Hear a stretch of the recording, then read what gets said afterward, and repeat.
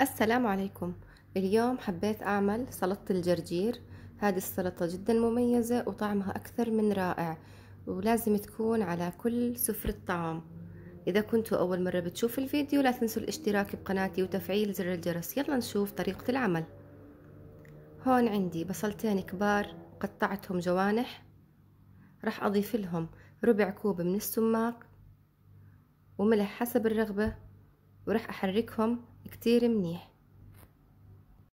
طبعا بالنسبة لسلطة الجرجير إلها أكثر من طريقة وأكثر من وصفة. أنا بصراحة هذه الوصفة جدا بحبها وبحسها كتير مميزة. هون أنا بعد ما خلصت البصل راح أضيف طماطم كرزية قطعتها إلى أنصاف. طبعا أنتوا بإمكانكم تضيفوا الطماطم العادية. وعندي هون جرجير راح أضيفه كمان معهم. طبعا الجرجير أكيد بدنا نغسله وننشفه من المي. هون أنا راح أحرك جميع المكونات مع بعض قبل ما اني اجهز الدريسنج اللي بدي احطه على سلطة الجرجير.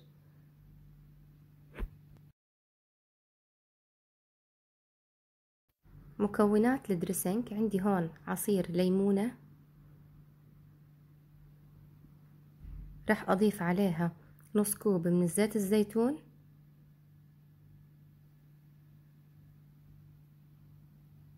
وتقريبا معلقتين كبار من دبس الرمان،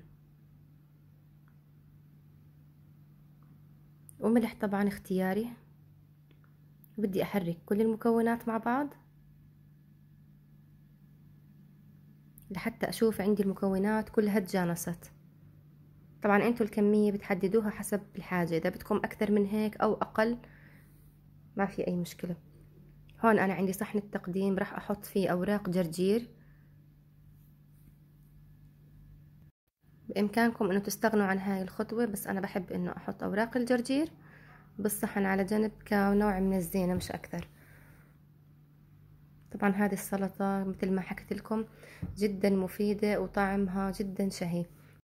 هون انا راح احط سلطة الجرجير اللي عملتها مثل ما انتم شايفين بهاي الطريقة.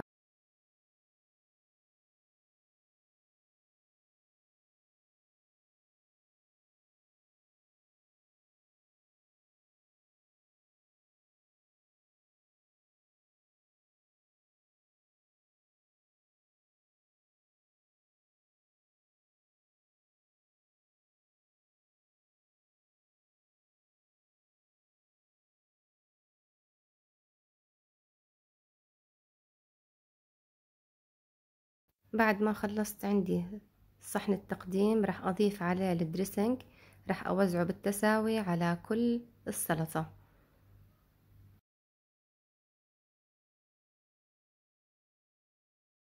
هون انا راح ازينه بالرمان. طبعا الرمان بيعطي طعم جدا مميز للسلطة.